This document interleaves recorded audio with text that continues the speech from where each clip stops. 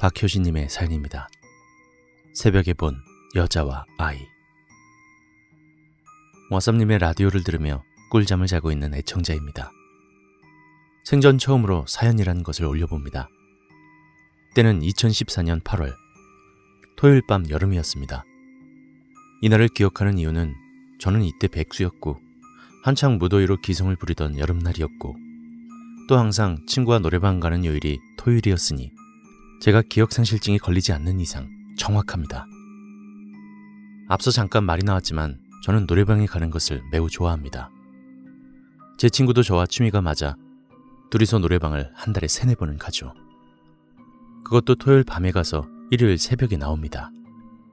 백수지만 일요병이 있는 백수 시절 저희가 가는 단골 노래방에 가면 서너 시간을 부르고 나오는데요. 1시간에 10,000원인데 기본 2시간을 부르고 또 단골이란 이유로 서비스로 2시간을 더 받습니다. 거의 4시간이죠. 로테이션으로 내가 한 곡 부르면 친구가 또 한 곡 부르고 그렇게 부르다 나오면 정확히 새벽 1시가 됩니다.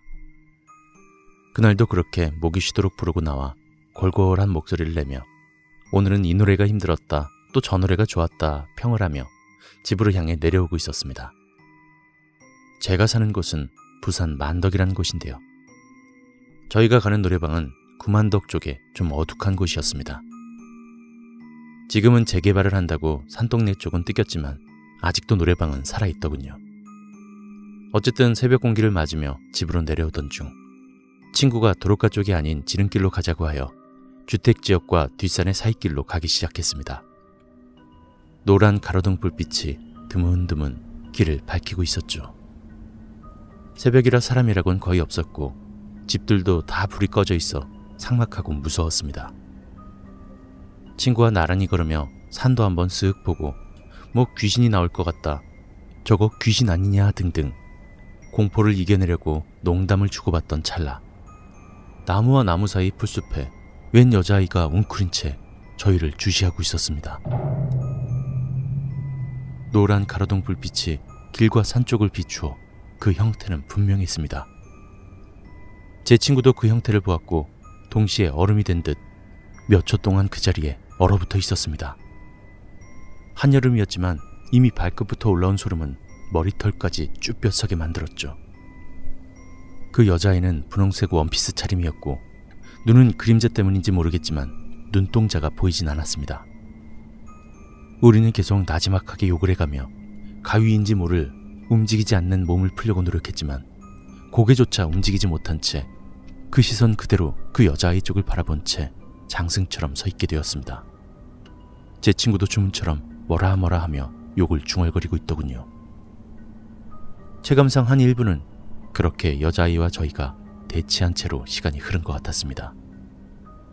지금 생각해보면 한 20여 초 정도 된 것 같습니다만 나중엔 이렇게 죽는구나 느끼며 마음을 놓아버리는 상황까지 치달을 때쯤 갑자기 여자아이 뒤에서 불쑥 하얀 두 손이 뻗쳐나오더니 여자아이의 양 어깨를 낚아채어 풀숲 뒤쪽으로 사라졌습니다.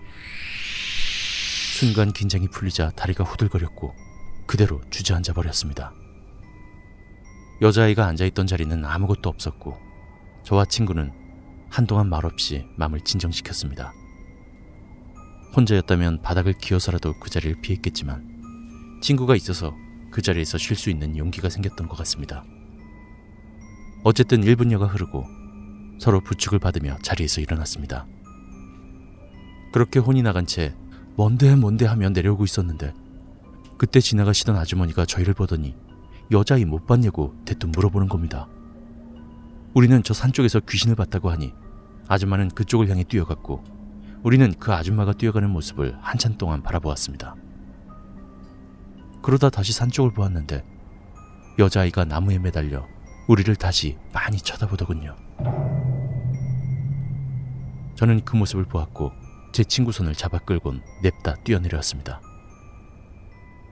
인적이 있는 곳까지 한참을 달려 우리가 사는 아파트 단지에 들어설 때가 되어서야 겨우 뜀박질을 멈추었고 친구와 저는 그날의 상황을 정리하고자 한참을 이야기를 털어내고도 서로 머릿속이 정리가 되지 않은 채로 그냥 집으로 가자 해놓고서는 또 저와 친구는 서로 집에 바래다 달라며 우정 테스트랍시고 실랑이를 벌였습니다.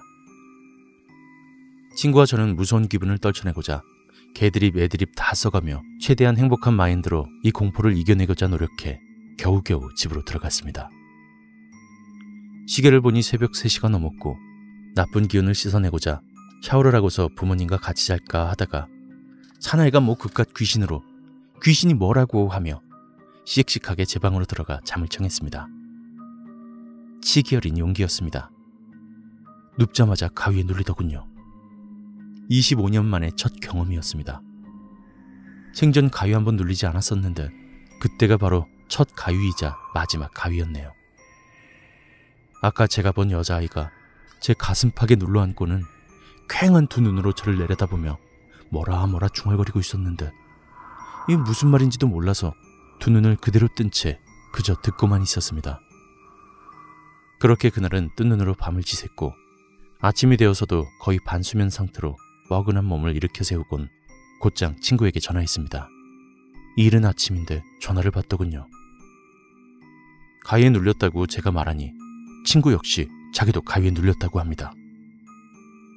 그러면서 또 뭔데 이러며 서로 혼잣말 욕을 하며 통화를 이어나갔죠. 야야, 근데 그 얼라가 뭐라 중얼거리지 않더나? 제 이야기에 친구가 놀라며 말했습니다. 맞다. 뭐라 막 중얼거리 있었대. 왜 그 여자한테 자기 있는 곳을 알려줬냐 했나? 그 말을 듣고 우린 또다시 소름이 돋았고 서로 개쩐다 뭐 이런 일이 다 있냐며 이러다 우리 죽는 거 아니냐며 서로 난리치며 호들갑을 떨었습니다. 그 후에 다행히 아무 일도 일어나지 않았고 지금까지 아무 일도 없는 거 보면 참 다행으로 생각합니다. 친구와 지금도 만날 때면 한 번씩 그때 이야기를 꺼내 안주 삼아 술 한잔하고 그럽니다. 그리고 그때 일을 계기로 인적 드문 곳은 웬만하면 피해서 가는 버릇 아닌 버릇이 생겼습니다. 이런 걸 보면 세상엔 정말로 귀신이 있는가 봐요.